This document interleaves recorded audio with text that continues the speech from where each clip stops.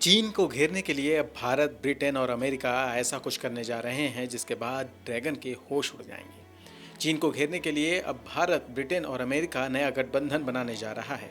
आपको बता दें कि अमेरिका और ब्रिटेन चीन की विस्तारवादी नीतियों का खुलकर विरोध करते रहते हैं। वहीं केंद्र में मोदी सरकार के आने के बाद भारत, अमेरिका और ब्रिटेन के रिश्ते काफी मजबूत हुए हैं। विस्तारवाद का युग समाप्त हो चुका है। ये युग विकासवाद का है।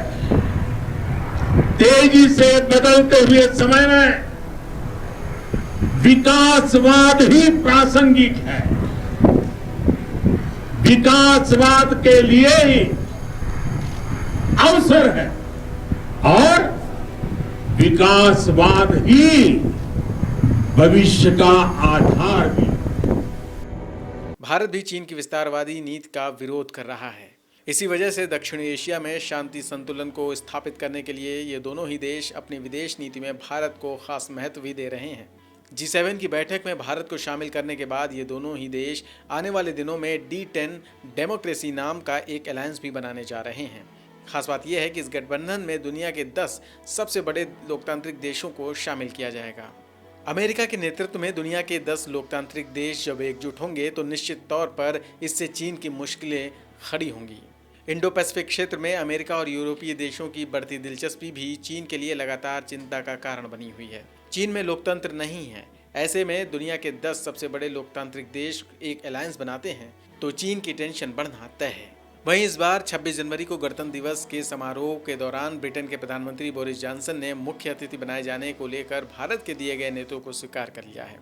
इसको लेकर ब्रिटेन के विदेश सचिव डोमिनिक रॉब ने इस बारे में जानकारी दी है।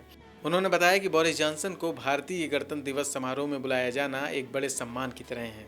डोमिनिक राव ने यह भी बताया कि ब्रिटेन के प्रधानमंत्री बोरिस जॉनसन ने भारतीय प्रधानमंत्री नरेंद्र मोदी को अगले साल होने वाली G7 समिट में भाग लेने के लिए भी आमंत्रित किया है। रिपोर्ट्स के मुताबिक प्रधानमंत्री मोदी और बोरिस जॉनसन के बीच इस न्योते को लेकर 27 नवंबर को फोन पर बातचीत हुई थी और उस बातचीत के दौरान प्रधानमंत्री मोदी ने उन्हें गणतंत्र दिवस के मौके पर मुख्य अतिथि बनने का न्योता दिया। वहीं बताया ये भी जा रहा है कि उसी बातचीत के दौरान प्रधानमंत्री बोरिस जॉनसन ने भी भारतीय पीएम को G7 की बैठक में भाग लेने का न्योता दिया था। आपको बता दें कि दोनों देश के राष्ट्र प्रमुखों के बीच इस दौरान बैठक होने की संभावना है जिसमें कई समझौते भी हो सकते हैं। वहीं इस बार गणतंत्र दिवस के मौके पर ब्रिटेन के प्रधानमंत्री का आना 27 साल बाद हो रहा है। इससे पहले 1993 के गणतंत्र दिवस के समारोह में उस समय के ब्रिटिश प्रधानमंत्री जॉन मेजर मुख्य अतिथि बने थे। तब केंद्र में नरसिम्हा राव के नेतृत्व में कांग्रेस की सरकार थी। News room post, Delhi.